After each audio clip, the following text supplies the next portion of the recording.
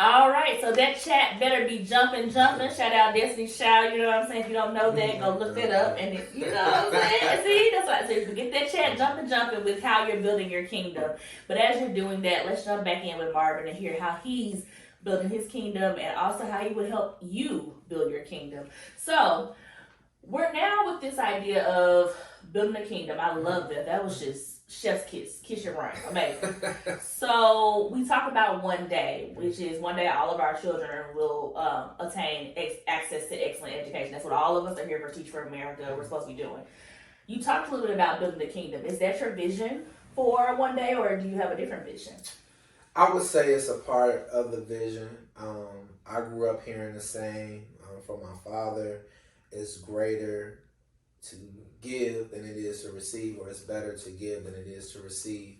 So when we talk about kingdom building, my vision for one day is that the world will recognize that the greatest, you aren't rich until you give. And the greatest success you can have is one of a heart of giving and pouring and paying it forward. So yes, I would say my vision for one day is the world recognizing the importance of giving back and pouring into not only the now but the future of our society and our future leaders. Yes. And yeah.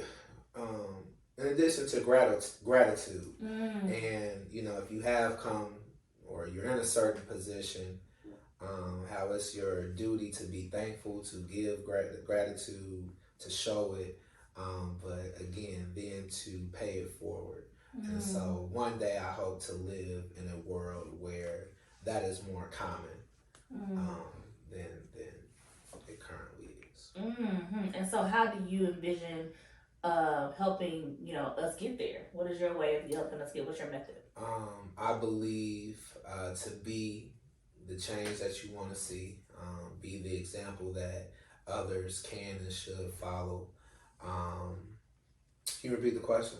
And so when you think about your vision and how to get people inspired to pay it forward and have gratitude, what's the way that you're thinking about you're doing that, or do you envision yourself being able to really push that to more people? To get that, I would say in whatever I do, I always think about how am I being of service, how am I being of value to others. So just entering any space or any job or anything that I do, how is this helping someone?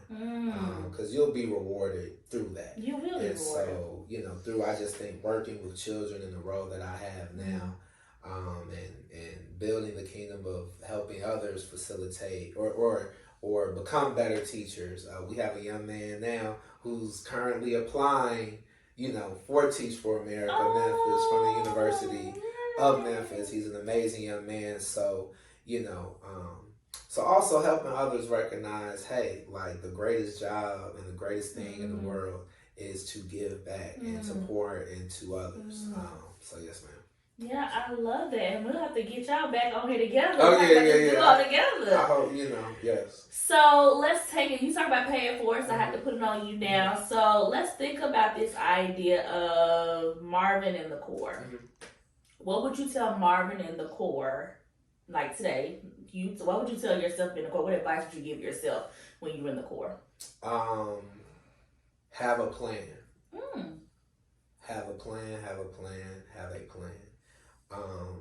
And not,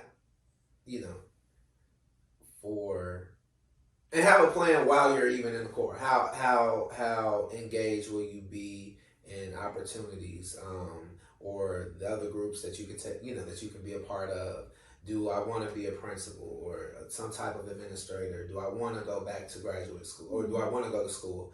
So I would just say, have a plan. Think about what are your next steps after your 2 years. If it is staying in the classroom, what leadership roles are you willing to take advantage of, or want to pursue rather? So yes, I would say have a plan for your life, for what you want your core experience to be. Enjoy the moment, live in the moment, but still be very intentional about yeah. And I'll say the last thing. take advantage of the opportunity that you have to connect with others. Do not feel that you should only talk to people who look like you or that you feel you have things in common with. But, as they say, your network equals your net worth. And it's no secret that folks that enter Teach for America and finish the core go on to do amazing things. So you never know who will be where. You never know where you will be, and how, you can help someone and how they can help you. But yeah, stay connected, make meaningful relationships. Yes. I know that was more than one piece of advice. But look, drop all the gems. Drop all the gems. And for our alums, how would you charge us? So as alums, what do you want? What advice do you want to say to us of how we should be what we should be thinking about, what we should be doing, in terms of you're done with the core, but now you're in your free time, right? You don't have to go to all those Sunday Saturdays. But what would you call us into doing? Yes. I don't know if you saw the Grammys last night. Jay-Z went viral for his acceptance speech of an award. And he was, slightly throwing shade at the Grammy committee or academy, and talked about years of people boycotting and things like that. But he talked about one thing he said towards the end was keep showing up. Keep coming, keep showing up. And just as we as alums were supported by other alums, whether that's your leadership coach or the person that onboarded you, whatever, it's our obligation and duty to be that same person for someone that's coming in. And one charge I have to myself is to give back more, right? Because somebody made a way for me to make it, to make the transition from DC to Memphis. So I would charge us to keep that same energy with the next cores that are coming behind us, as alums have done and did for us. I love that. I love all of that. And so I think that that's something that's really important for us to definitely step up and keep showing up and showing up and actually showing up positively, showing up to be a part of the change, showing up willing to listen and also to be heard.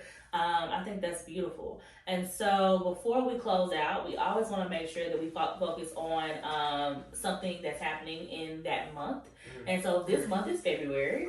And so it's Black History Month. And so didn't know if you want to share any thoughts about Black History Month and about what we should be thinking about for Black History Month. Sure. I had a college professor. I told you I studied English, so I had a lot of literature courses.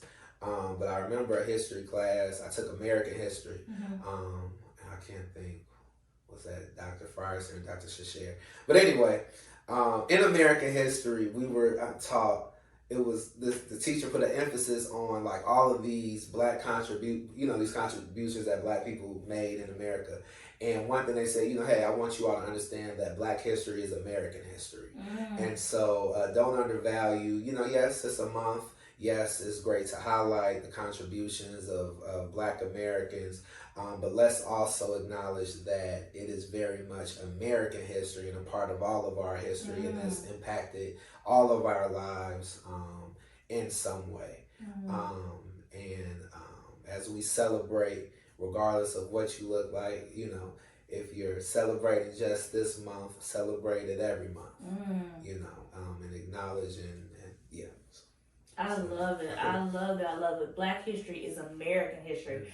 And I think our other guest before said, it's 365 days. Like, we should be celebrating Black history every single day because it's a part, like you just said, it's a part of our American history.